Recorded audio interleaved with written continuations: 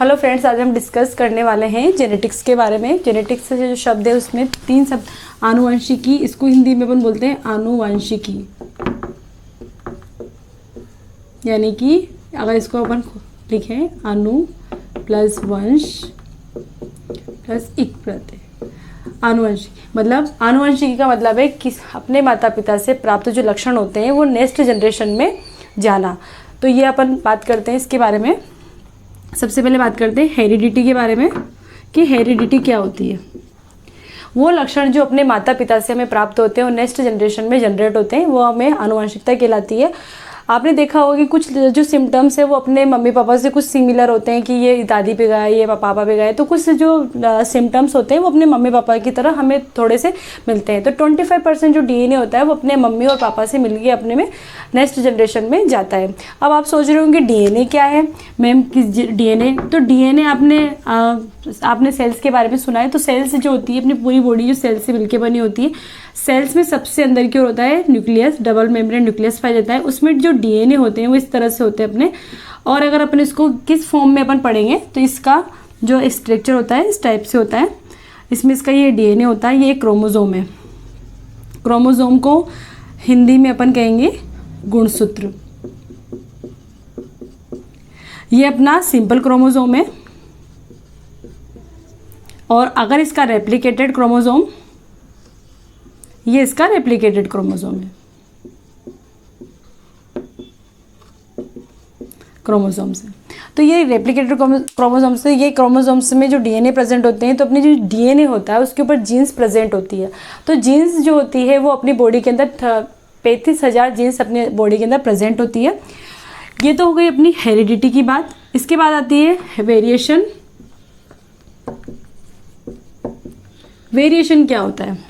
तो वेरिएशन के बारे में हम बात करते हैं। तो वेरिएशन वो होती है जैसे कि आपने देखा होगा कि एक ही माता पिता की 4 संतानों में उनके जो सिम्टम्स होते हैं वो बिल्कुल अलग अलग होते हैं, सेम बिल्कुल नहीं दिखती है। हाँ, कुछ लक्षण उनमें सेम होते हैं क्योंकि वो आनुवंशिकी के कारण होते हैं, हेरिडिटी के कारण होते हैं, लेकिन कुछ लक्षण अपने में भिन्न होते हैं, वो वेरिएशन के कारण होते हैं। वेरिएशन इन विभिन्नता का पाया जाना।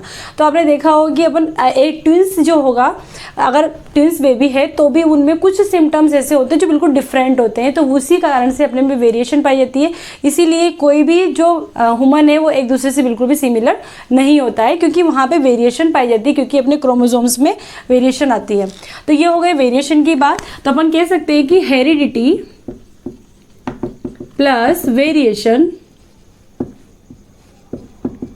दोनों को सम्मिलित रूप से अपन क्या कहेंगे? जेनेटिक्स। टेक्निकल रूप से अपन इसको क्या कहेंगे? जेनेटिक्स। जिसमें हेरिडिटी प्लस वेरिएशन हो उसको क्या कहा जाएगा? जेनेटिक्स। यानी कि वो लक्षण जो आनुवंशिक रूप से एक पीढ़ी से दूसरी पीढ़ी में जनरेट होते हैं लेकिन उनमें कुछ विभिन्नताएं भी पाई जाती है, उसको क्या कहा जाता है? आनुवंशिकी कहा जाता है। और ये जो वेरिएशन होती है वो अपने किन कारणों से आती है तो इसके बारे में अपन आगे पढ़ेंगे, लेकिन मैं आपको यहाँ बता देती हूँ। क्रॉसिंग ओवर के कारण क्रॉसिंग ओवर के कारण अपने में वेरिएशन होती है और रिकॉम्बिनेशन के कारण अपने में क्या पाई जाती है? वेरिएशन आती है। तो इन दोनों के कारण भी अपने में वेरिएशन पाई जाती है। आपने सुना है कि अपन जो आदि मानव से अपन उद्विकास हुआ है तो उसमें उसके बाद अपने में काफ़ी वेरिएशन पाई गई है। इसके बारे में अपन आगे डिटेल में पढ़ेंगे। इसके बाद अपन बात करते हैं मेंडल के बारे में कि फादर ऑफ जेनेटिक्स कौन है। तो आपको पता है कि फादर ऑफ जेनेटिक्स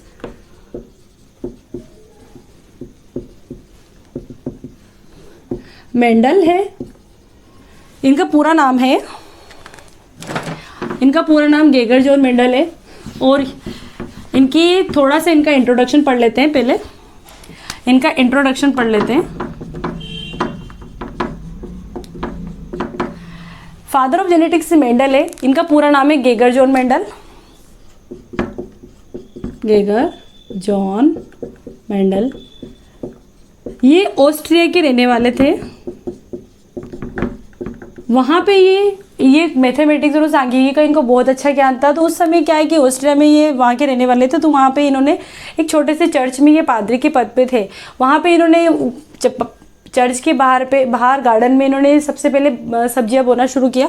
और सब्जियां बोने के बाद वहाँ पे पी प्लांट को इन्होंने सबसे पहले ग्रो किया। तो वहाँ पे पी प्लांट जो होता है यानी कि नॉर्मल वे में अपन इसको कह सकते हैं मटर। यहाँ से क्वेश्चन बनता है कि मटर का बॉटनिकल नेम क्या है। तो इसका बॉटनिकल नेम होता है पाइसम सेटाइवम। इसका बॉटनिकल नेम होता है। यहाँ से क्वेश्चन पुटअप होता है। तो पायसम सेटाइवम इसका बॉटनिकल नेम होता है। तो वहाँ पे उन्होंने देखा कि मटर को जो ग्रो किया उन्होंने, तो वहाँ पे देखा कि कुछ पौधे लंबे थे, कुछ पौधे छोटे थे। तो इनके दिमाग में आया कि यार ये ऐसा कैसे हो सकता है कि एक ही सीड के द्वारा अपन ने कुछ पौधों को वहाँ पे ग्रो किया, लेकिन कुछ पौधे तो लॉन्ग और कुछ पौधे छोटे थे इस तरह से। तो उन्होंने कहा कि इनमें किन जीन के कारण ऐसा हुआ है और ये वेरिएशन किन जीन के कारण इनमें उत्पन्न हुई है।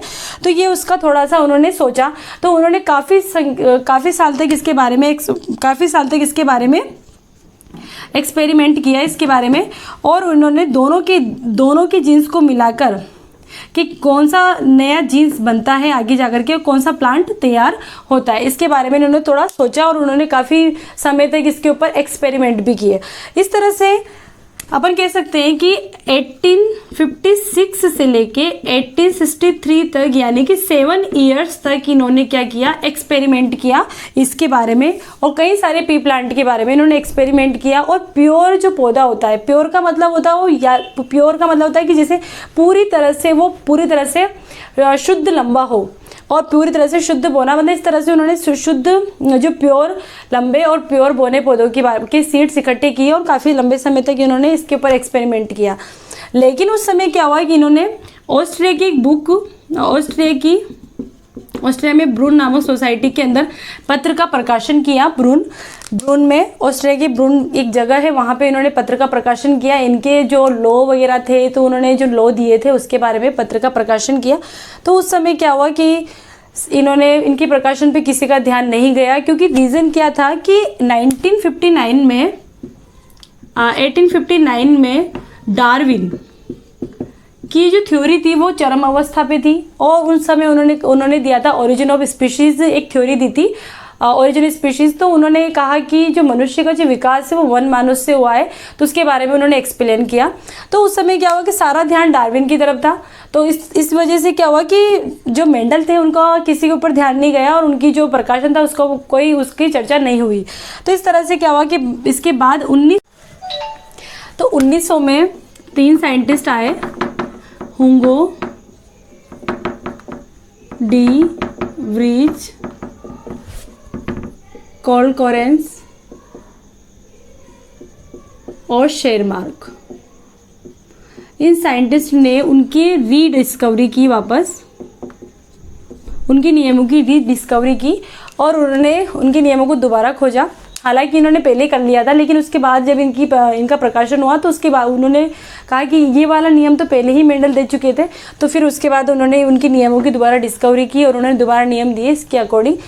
ये तो हो गई अपने हुंगो, डी व्रीज, कोलकोरेंस और शेरमार्क, तो इनका ऊपर इनका जाता है। उसके बाद अपन बात करते हैं एक कि मेंडल ने, आपके दिमाग में बात आ रही होगी कि मेंडल ने इतने प्लांट थे तो उनमें से उन्होंने मटर को ही क्यों चुना या पी प्लांट को ही क्यों चुना, क्योंकि और भी प्लांट थे वहाँ पे। तो रीज़न है इसका कुछ कि पी प्लांट को चुनने का सबसे मेन कारण है कि लार्ज नंबर ऑफ सीड्स का पाया जाना, लार्ज नंबर ऑफ सीड्स का पाया जाना। क्योंकि आपने देखा होगा कि आपने सबने मीठी मटर को देख रखा है, गार्डन पी कहा जाता है उसको, पायसम सेटाइवम जिसका नाम है। तो लार्ज नंबर ऑफ सीड्स का पाया जाना, तो एक समय में काफ़ी ज़्यादा सीड्स अपन इकट्ठे कर सकते हैं इसके। दूसरा रीज़न है कि इस जो प्लांट है इसकी 1 ईयर में, 1 साल के अंदर अपन 3 से 4 जनरेशन इसकी प्राप्त कर सकते हैं। 3 से 4 जनरेशन प्राप्त कर सकते हैं, क्योंकि इसका जो लाइफ साइकिल है वो बहुत छोटा होता है, 3 या 4 मंथ का इसका लाइफ साइकिल होता है।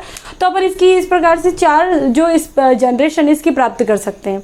तो इस तरह से अपने पास काफ़ी लंबे, अपने को ज़्यादा लॉन्ग समय देना नहीं पड़ेगा। अगर ये किसी ऐसे प्लांट को चुन लेते, इनका एक सबसे बड़ी बात ये थी कि बहुत लकी थे उस समय।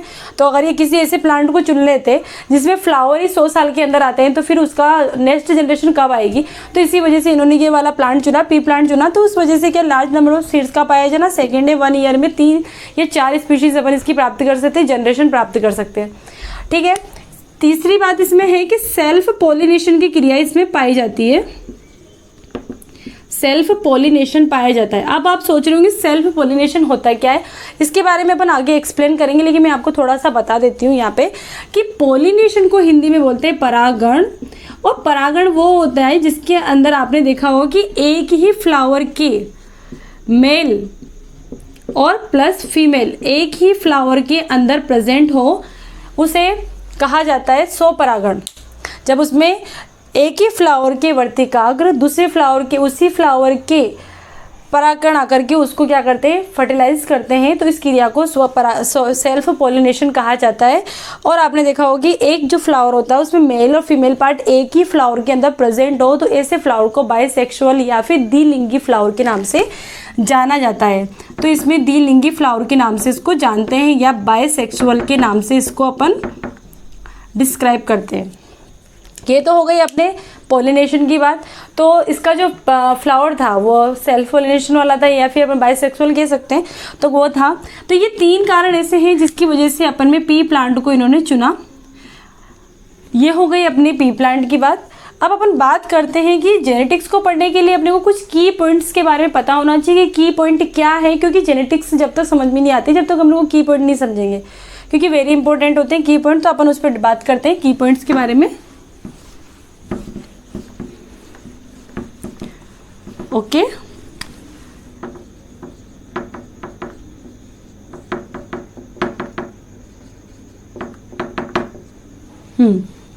की पॉइंट के बारे में बात करते हैं। तो सबसे पहली बात है कि सबसे पहले होता है लोकस।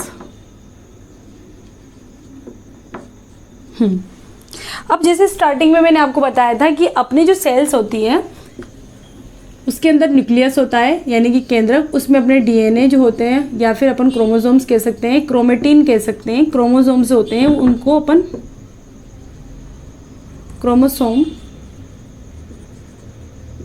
क्रोमोसोम्स। अब इनको अपन इस तरह से भी पढ़ सकते हैं क्योंकि मैं जब भी बताऊंगी आपको मैं इसी तरह से आपको एक्सप्लेन करूंगी इसको। ये अपना डीएनए हो गया इसके अंदर। तो अपन की पॉइंट के बारे में बात करें तो लोकस क्या है। तो लोकस आप देख सकते हो कि 1 2 3 4 5 6 1 2 3 4 5 6। जैसे कि माना कि यहाँ पे कोई जीन्स प्रेजेंट है 3 लोकेशन पे और सेम क्रोमोसोम में भी 3 लोकेशन पे कोई जीन प्रेजेंट है, लेकिन सेम कैरेक्टर देने वाली, यानी कि हेयर कलर की कोई जीन्स है तो यहाँ भी हेयर कलर की जीन्स प्रेजेंट है, यानी कि सेम लोकेशन पे सेम कैरेक्टर को शो करने वाली जीन्स प्रेजेंट हो उसको लोकस कहा जाता है। ठीक है, उसके बाद बात करते हैं अपन एलील। ये वेरी इंपॉर्टेंट हो जाता है अपने लिए। एलील्स को समझना वेरी इंपॉर्टेंट है। इसको हिंदी में कहा जाता है युग्म विकल्पी। युग्म विकल्पी बात वापस यही करते हैं लोकस की कि ये अपने पास सिंपल क्रोमोसोम से अपना सिंपल क्रोमोसोम्स के पेयर के रूप में पाया जाता है। तो यहाँ पे अपन बात करें कि जो सेम लोकेशन पे यानी कि सेम लोकस पे सेम लोकस सेम कैरेक्टर और सेम ट्रेड्स। अब आपको समझ में नहीं आ रहा मैम क्या बोल रहे हैं, तो आप समझो बिल्कुल सिंपल वे में समझना है, इतना कॉम्प्लिकेट नहीं होना है अपने को। पहली बात तो ये है कि same locus same character same trade. Allele very important. पहली बात सेम लोकस का मतलब है कि एक जो क्रोमोसोम से उसके तीसरे पॉइंट पर सेम कैरेक्टर को शो करने वाली जीन से हेयर जीन प्रेजेंट है। ये हो गया मतलब सेम लोकस, मतलब इस क्रोमोसोम पे भी 3 पे है तो इस क्रोमोसोम पे भी कहाँ पे 3 पे।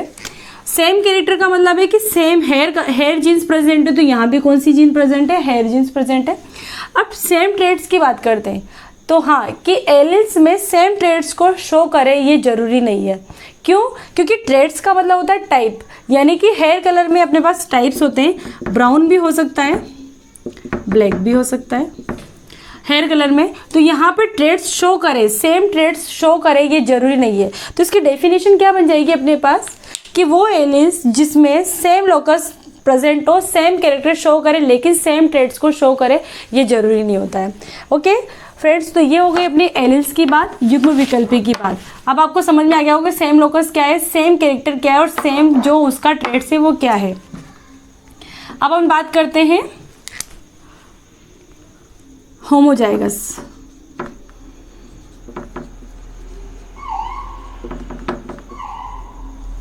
होमोजाइगस, तो होमोजाइगस के बारे में बात करते हैं। तो होमोजाइगस क्या होता है, देखो आपने यहाँ इसके नाम से ही पता चल रहा है, होमो यानी समान। ये शब्द अपने को पकड़ना है। किसी भी चीज़ के आगे जब ये कोई वर्ड्स लग जाता है तो उसका मतलब होता है समान। तो होमोजाइगस का मतलब होता है समान। समान का मतलब है कि वो लक्षण जो एक ही एलील के दोनों एलील समान लक्षण प्रकट करे, वो क्या कहलाते हैं? होमोजाइगस कहलाते हैं। अब अपन की पॉइंट के बारे में बात करते हैं, क्रॉसिंग ओवर।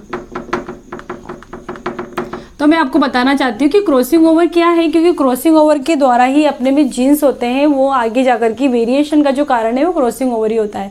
जितना ज़्यादा क्रॉसिंग ओवर होगा उतना ही वेरिएशन का पाया जाना होगा।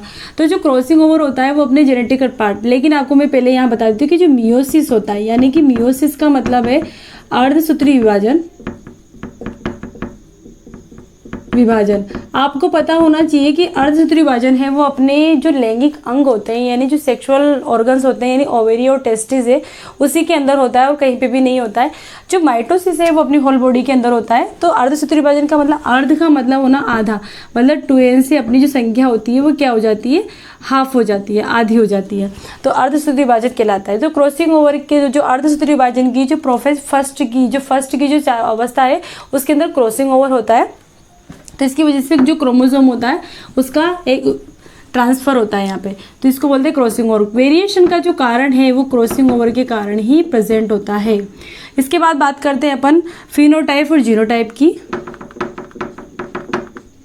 फिनोटाइप,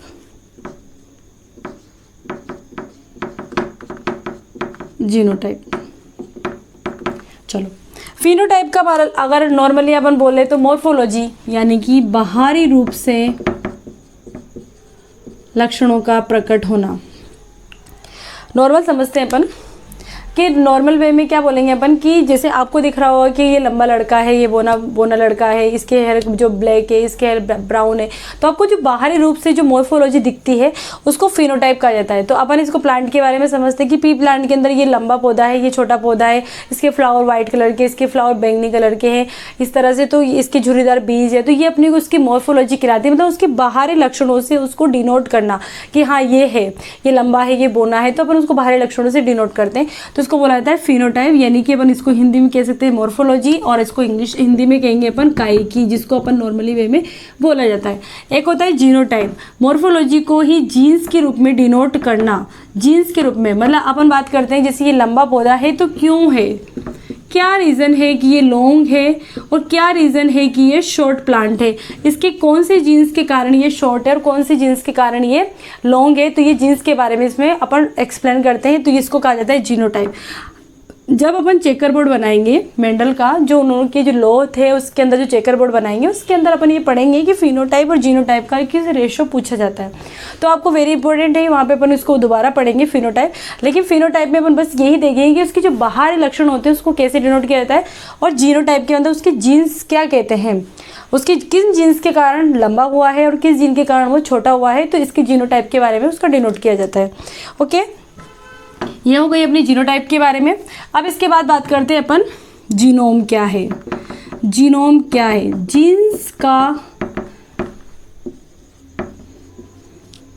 जीन्स का ग्रुप, यानी कि अपन कह सकते हैं कि किसी भी मानव में जो जीन्स की जो ग्रुप है वो जीनोम का मतलब जीन्स का ग्रुप होना। तो यहाँ पे अब अपन थोड़ा सा इसके बारे में पढ़ लेते हैं कि जीनोम क्या है। तो अपनी बॉडी के अंदर 35,000 जीन्स प्रेजेंट होती है। ओके, कितनी? 35,000 जीन्स प्रेजेंट होती है कि किसी भी जाति में पाए जाने वाले कुछ जीन्स की संख्या को उसको क्या कहा जाता है, उसका चित्रण करना। मतलब किसी भी जीन्स की अपनी बॉडी के अंदर जो पाए जाते हैं जीन्स है उनका चित्रण करना, उनको ग्राफ करना जीनोम कहलाता है। यानी कि इसमें जीनों की संख्या होती है। अपनी बॉडी के अंदर 35,000 जीन्स प्रेजेंट होती है। जो 35,000 जीन्स होती है, तो यहाँ पर आपने देखा कि 1988 में सबसे पहली बार ह्यूमन जीनोम प्रोजेक्ट बनाया गया था। ह्यूमन जीनोम प्रोजेक्ट बनाया गया जिसमें 35,000 जीनों को कोडित किया गया था। अब आप सोच रहे हो कि ये क्या है, तो आपको बता दें कि जीनोम का मतलब होता है प्रोजेक्ट तैयार करना, मतलब एक वुमन का पूरे जीन्स, कौन सा जीन्स किस जगह पर प्रेजेंट है वो देखा गया था। और ये बहुत हेल्पफुल है क्योंकि आज जो होने वाले जो डिजीज़ है उनके बारे में पता लगाया जाता है, जैसे हीमोफीलिया है, वर्णातता है, ये सिकल सेल एनीमिया रोग है। तो ये कुछ डिजीज़ है जिनके बारे में अभी तक किन कारणों से होती है, किन जीन्स के कारण होती है, कुछ न्यू डिजीज़ है जो किन जीन्स के कारण होती है। अगर अपन जीनोम के द्वारा उसका पूरा प्रोजेक्ट, उसका चित्रण किया जाता है, जीन्स का चित्रण किया जाता है, उसका पूरा बायोग्राफ तैयार किया जाता है, तो उसके द्वारा अपन किसी भी जीन्स के द्वारा पता कर सकते हैं कि किस जीन के म्यूटेशन के कारण या उत्परिवर्तन के कारण, म्यूटेशन के कारण या फिर उत्परिवर्तन के कारण इसमें ऐसा हुआ है। क्योंकि जो जीन्स में कोई भी डिफेक्ट हो जाता है तो उसके कारण कोई ना कोई डिजीज़ पैदा हो जाती है। तो यहाँ पे जो ह्यूमन जीनोम प्रोजेक्ट है वो 1988 में तैयार किया गया था, तो ये इसके बारे में बताता है। इसके बाद अपन बात करते हैं आइसोलेशन। अब आइसोलेशन क्या है? पृथक्करण जिसको अपन बोलते हैं। जो मेंडल थे उनकी जो 3 लॉ है, प्रभाविता का नियम, डोमिनेंसी का नियम, सेकंड है जो कि आइसोलेशन यानी पृथक्करण का नियम, और थर्ड है स्वतंत्र अभियोन का, इंडिपेंडेंस का नियम। तो इसका 3 नियम थे उनके, तो उसमें जो सेकंड वाला लॉ है वो पृथक्करण का नियम है। तो उनका लॉ ये कहता है कि जैसे अपन ने लंबे पौधे को चुना और एक बोने पौधे को चुना, उन दोनों में क्रॉस करवाया, तो उनका जो पृथक्करण का है आइसोलेशन, यानी कि जब 2 लॉन्ग प्लांट, उन्होंने सारे लॉन्ग प्लांट के बीच में सबसे पहले क्रॉस करवाया, लॉन्ग प्लांट के बीच में क्या करवाया? क्रॉस करवाया। और इसकी काफ़ी संख्या में सीड्स इकट्ठे कर लिए, सीड्स, और वो सीड्स कैसे थे? बिल्कुल प्योर फॉर्म में थे, यानी कि लंबे प्लांट टू लंबे प्लांट का क्रॉस करवाया तो उस तरह से उन पे बिल्कुल शुद्ध यानी प्योर जो कह सकते हैं सीड्स अपने पास आए। इसी तरह से उन्होंने शॉर्ट प्लांट और शॉर्ट प्लांट के बीच में क्या करवाया? क्रॉस करवाया, और क्रॉस करवा के उसके भी कुछ सीड्स उन्होंने क्या कर लिए? इकट्ठे किए, और इस प्रकार से प्योर जो शॉर्ट प्लांट के जो सीड्स है वो इकट्ठे करके उन्होंने रखे। अब उन दोनों प्योर फॉर्म में जो उन्होंने पूरे लॉन्ग प्लांट के सीड्स और शॉर्ट प्लांट के जो सीड्स है उन दोनों को पृथक कर लिया। इसी को पृथक्करण का नियम कहा जाता है, और आगे भी इसके बारे में अपन एक्सप्लेन करेंगे।